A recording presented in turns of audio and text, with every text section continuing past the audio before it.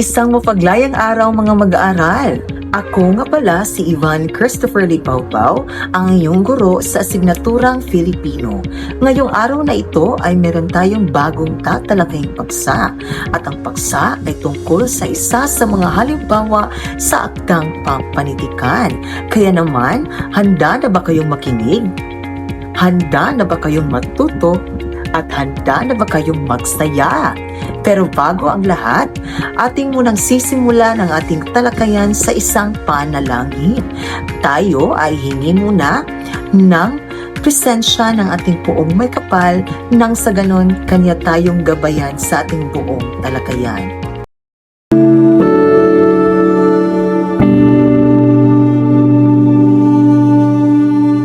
Let us pray.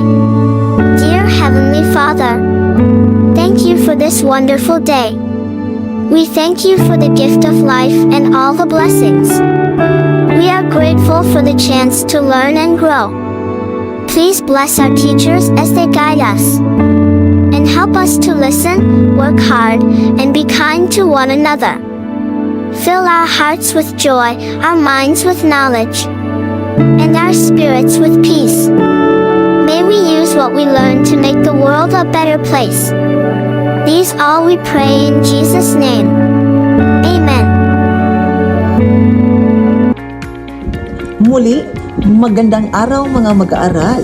Pero bago tayo dadako sa ating talakayan, tayo ay magkakaroon muna ng isang laro. Handa na ba kayo? Mabuti! Ang laro nito ay pinamagatang Salita Ko, Hanapin Mo. Sa larong ito, kayo ay maghahanap ng 5 salita sa loob ng isang crossword puzzle. Ang mga salitang ito ay konektado sa ating tatalakaying paksa. Handa na ba kayo? Sabihin lamang ang katagang aba, syempre po. Handa na ba kayo?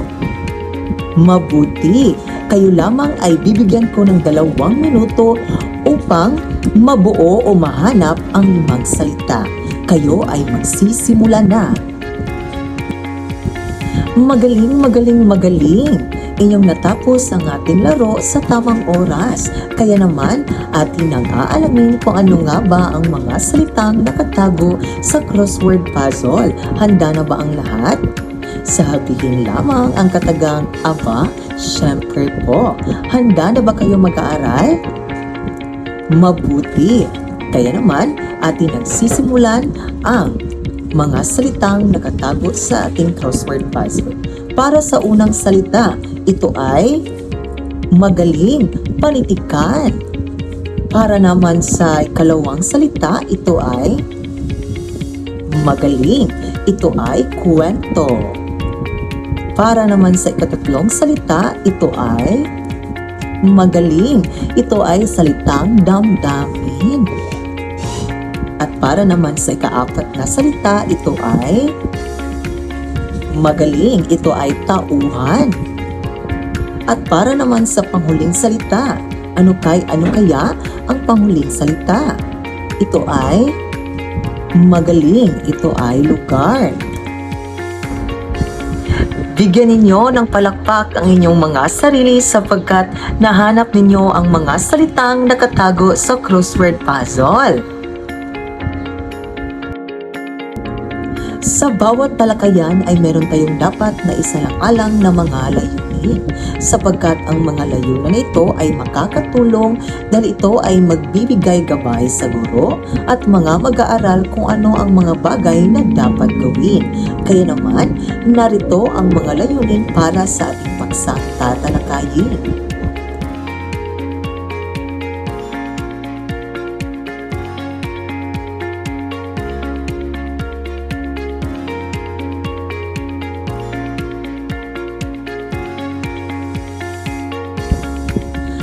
Magaling mag-aaral sapagkat ating nangalaman ang mga layunin ngayong araw na ito.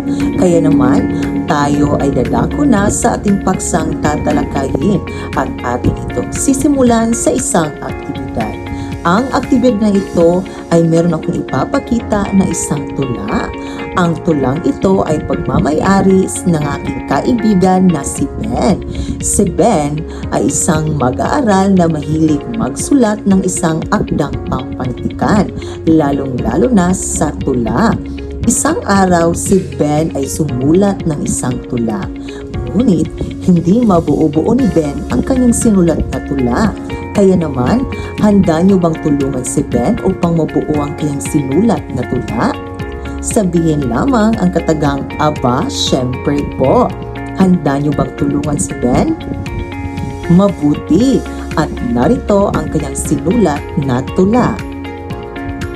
Ngayon, atin nang susubukan na buuin ang ginawang tula ni Ben at narito ang tula. Basahin muna ang tula, ang hamog tuwing patlang sa ating isang patlang. Buhay bigay ng patlang, bigyan natin ng patlang. Ngayon, tayo ay magsisimula sa isang taludtod o sa unang taludtod. Anong salita kaya ang ating ilalagay upang mabuo ang unang taludtod? Ito ay magaling. Ito ay salitang umaga.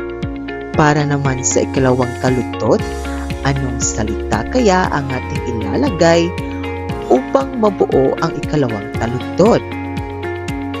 Ito ay magaling.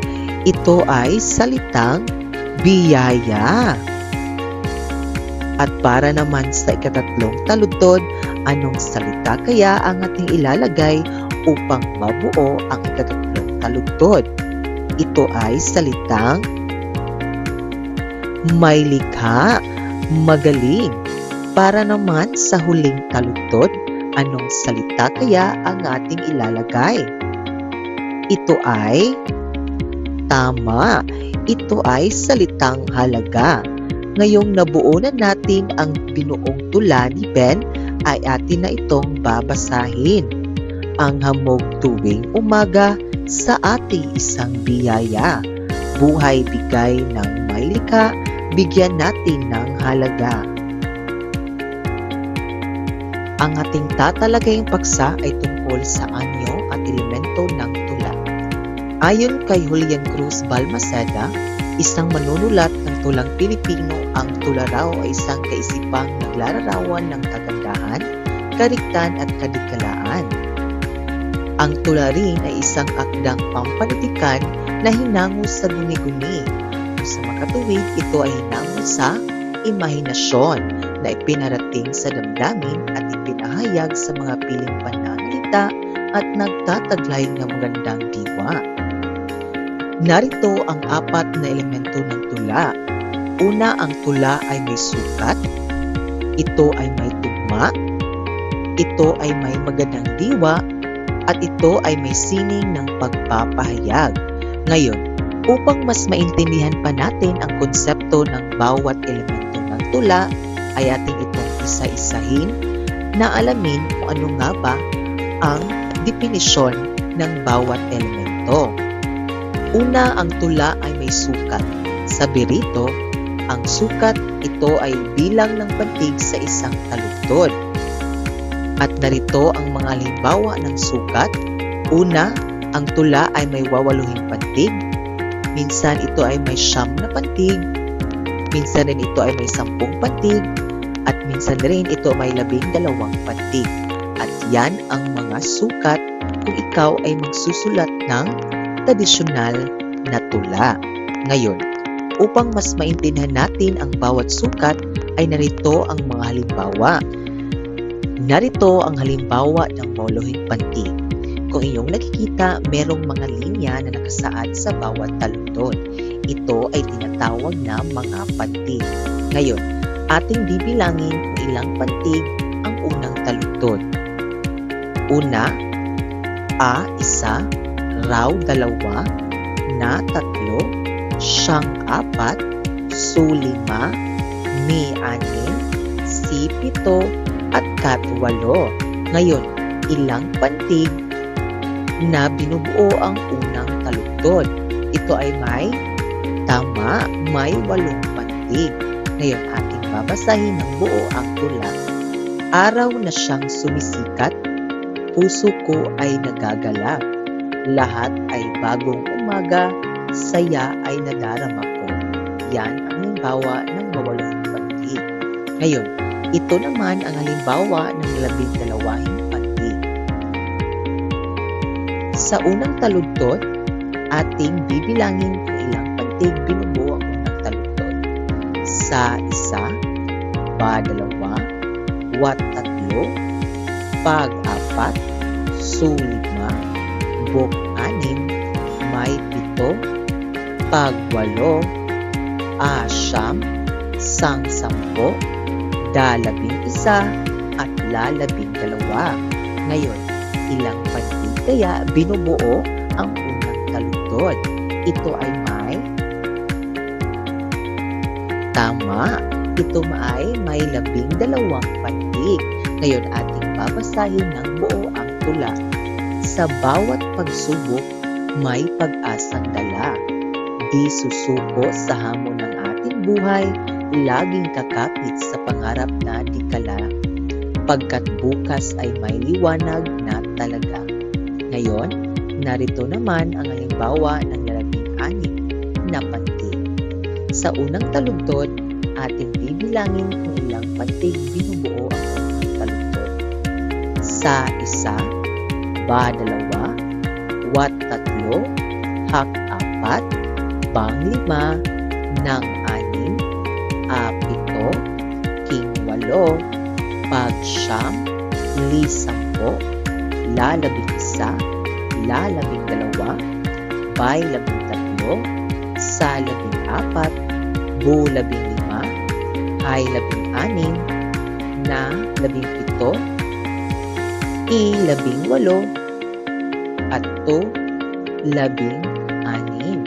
Ngayon, sa unang taludtod, ilang pantig kaya binubuo ang unang taludtod? Ito ay tama, ito may 16 na pantig. Ngayon, ating babasahin ng buo ang tula. Sa bawat hakbang ng aking paglilabay sa buhay na ito, may dalang aral at pag-asang bigay sigla sa puso. Hindi man madali ang landas na aking tinatahak, patuloy akong lalaban para sa aking pangarap. Ngayon, narito naman ang panghuling sukat na halimbawa ang 18 pantig. Ngayon ating bibilangin kung ilang pantig kaya binubuo ang unang taludtod. Sa bawat pagsubok na dumarating sa buhay na may hamon. Sa 1, ba 2, wat 3, pag 4, su 5, bok 6, na 7, do 8, ma 9, ra 10, ting 11, sa 12, bo 13, hay 14, na 15, may 16, ha 17, at mon 18. Ngayon, ilang pantig binubuo ang unang taludtod? Ito ay tama. Ito ay may 12 pantig. Ngayon, ating babasahin ng buo ang tula. Sa bawat pagsubok na dumarating sa buhay na may hamon, hindi ako susuko sapagkat pangarap na isabutin. Ang bawat luha at sakit ay nagbibigay ng inspirasyon hanggang dumating ang araw ng tagumpay, pangarap kong taglay. Ngayon, ang ikalawang elemento ng tula ay ang tugma. Sabi rito, ang tugma ay ang pag-iisang tunog na huling pantig ng mga taludtod ng bawat saklong. Sa makatuwid, makikita natin ang tugma kung sa Ingles ay rhyme sa bawat dulo ng bawat taludtod. At narito ang halimbawa ng tugmaan. Malaong natigil na di nakakikibot. Hiningay hinabol ng ibig lumayo. Matutulog disin sa habaghang dugo. Kundungang nagbangis kong nangangatayo. So kainyong napapansin sa halimbawa, ang bawat dulo ng salita sa bawat taludtod ay nagtatapos sa letrang O. Yan ang halimbawa ng tugma. Magkakapareho ang bawat bawat letra sa bawat salita o sa dulo ng bawat taludtod. At narito naman ang tatlong elemento ng tula. Ito ang magandang diwa.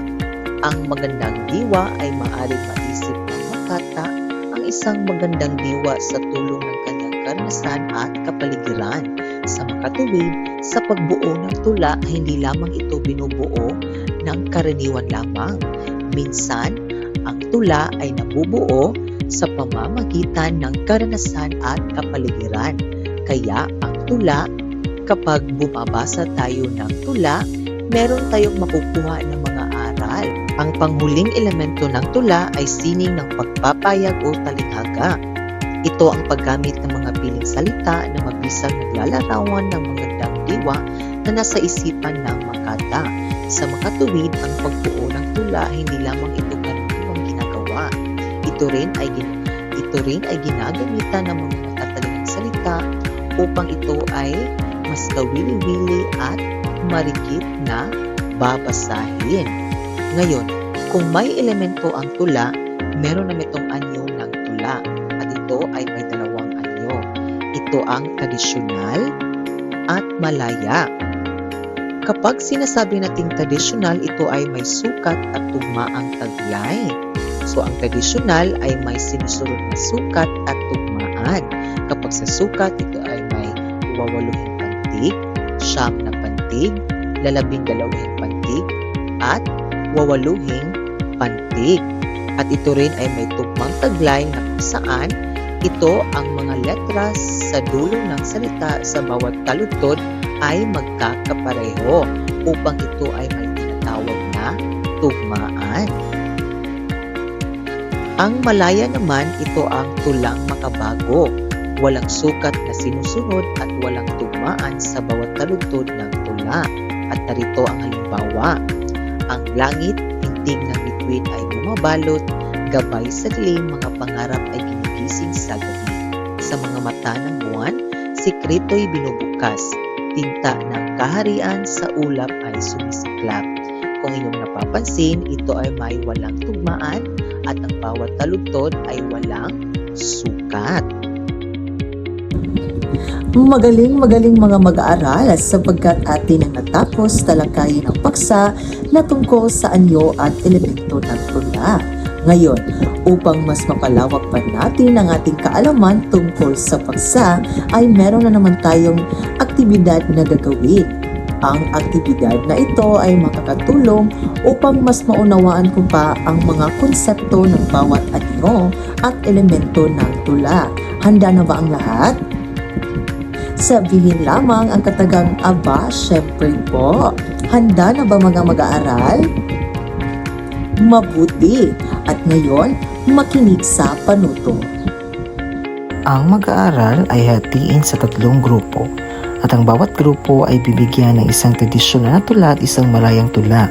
Babasahin at susuriin nila ang 2 tula at gagawa ng Venn diagram o comparison chart upang ipakita ang pagkakaiba at pagkakatulad batay sa sukat, tugma, anyong, struktura at paraan ng pagpapahayag tulad ng talinghaga. Magaling mga mag-aaral sapagkat inyo nang natapos ang aktibidad sa tamang oras. At para sa puntong ito, atin ang aalamin kung ano nga ba ang pagkakaiba ng 2 tula na aking ibinigay batay sa anyo at elemento. At atin na rin aalamin kung ano nga ba ang pagkakatulad ng 2. Handa na ba kayo? Sabihin lamang ang katagang aba, syempre po. Handa na ba kayo? Mabuti, atin ang sisimula ito. Para sa unang tula, ito ay may tiyak na sukat, may tugma, organisado sa saknong, mas formal at masining at may sinusunod na tuntunin. Para naman sa ikalawang tula, ito ay walang sinusunod na sukat, walang tugma, walang malayang ayos, mas natural at ganap ang kalayaan. Para naman sa pagkakatulad, ang 2 ay parehong nagpapahayag ng damdamin at ideya. Ngayon mga mag-aaral, sa puntong ito, inyo nang sasagutan ang isang gawain na pasulit. Ang pasulit na ito ay meron lamang 5 item na inyong sasagutan at bibigyan ko lamang kayo ng 5 minuto upang matapos ang talakayan at narito ang panuto.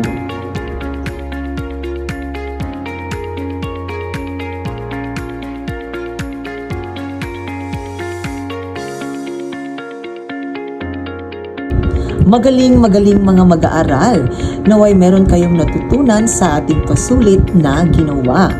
At sa puntong ito ay meron akong ibibigay na isang takdang aralin. Ang takdang aralin na ito ay magsisilbi, gabay at makakatulong sa inyong nalalaman at natutunan para sa ating paksang tinalakay. At narito ang panuto.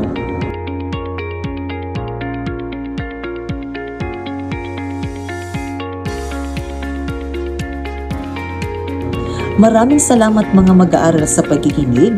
Naway meron kayong natutunan sa ating paksang tinalakay at kayo ay nagsaya sa ating aktibidad na ginawa. Muli ito po si Ivan Christopher Lipawpaw, ang iyong guro sa asignaturang Pilipino. Paalam!